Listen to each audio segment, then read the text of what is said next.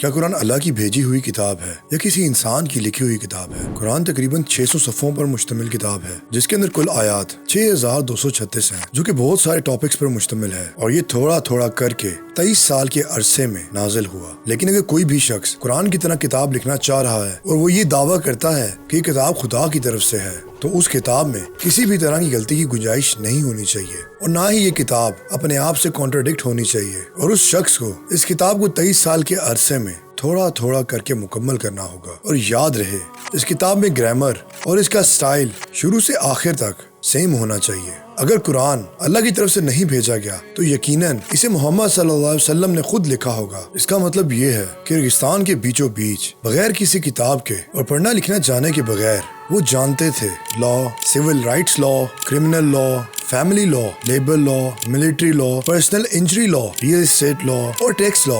वो हिस्ट्री भी जानते होंगे। मक्का में क्रिश्चियंस के कम होने के बावजूद भी वो अंबिया कराम के वाकयात और उनकी जिंदगी के बारे में भी जानते होंगे। वो अपने से पहले गुजरी हुई कौमों के बारे में भी जानते होंगे, और यहाँ तक कि क्रिश्चियनिटी के अंदर दिए गए अहकामात भी, और वो किस तरह वो सब इन्फॉर्मेशन भी जानते होंगे जो पिछली किताबों में नहीं दी गई थी। उन्हें पता होगा कि किस तरह कौम बनाई जाती है और किस तरह हुकूमत को चलाया जाता है, और किस तरह एक सीक्वेंस के साथ इबादत करनी है और वजू करना है। और वो खाने पीने का कानून भी जानते होंगे कि क्या खाया जा सकता है और क्या नहीं खाया जा सकता। और साइकोलॉजी, बच्चों की तरबियत, सालसी, माल की तकसीम, फाइनेंस, बिजनेस, एम्ब्रोलॉजी, ओशनोलॉजी, जमीन के नीचे टेक्टोनिक प्लेट्स, बादलों का बनना, यूवी रेज, दरख्तों, पौधों, पहाड़ों, शहद की मक्खी, इंसानी दिमाग, एक्सपेंशन ऑफ यूनिवर्स, कायनात का वजूद, black holes, history of pharaohs, numerically synchronized writing pattern और बहुत कुछ। इस सब का इल्म होना जरूरी है कुरान जैसी एक किताब बनाने के लिए। उन्हें फ्यूचर में होने वाले वाकयात का भी पता होना चाहिए। उन्हें टाइम ट्रैवलर भी होना चाहिए। अगर वो ये दावा करते हैं कि ये किताब खुदा की तरफ से है, इसमें कोई एक सोल्यूशन भी ऐसा नहीं जो कि मसले को हल ना करता हो।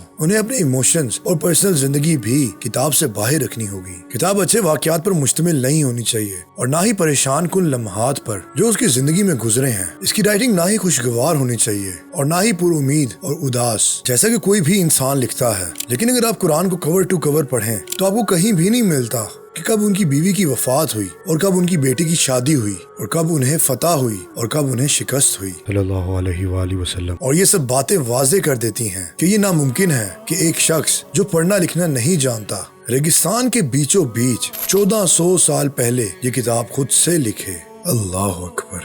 बेशक अल्लाह ताला कुरान में फरमाता है, रमजान का महीना है जिसमें कुरान अव्वल नाजिल हुआ, जो लोगों का रहनुमा है और जिसमें हदायत की खुली निशानियां हैं, और जिन लोगों ने हमारे लिए कोशिश की हम उनको जरूर अपना रास्ता दिखा देंगे, और खुदा तो नेकोकारों के साथ है।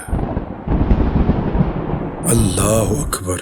बेशक अल्लाह ताला फरमाता है, हम अनकरीब एतराफ में भी और खुद इनकी जात में भी निशानियां दिखाएंगे, यहाँ तक कि इन पे हक वाज़े हो जाएगा और ये चिल्ला उठेंगे कि कुरान हक है। क्या तुमको ये काफी नहीं कि तुम्हारा परवरदिगार हर चीज से वाकिफ है?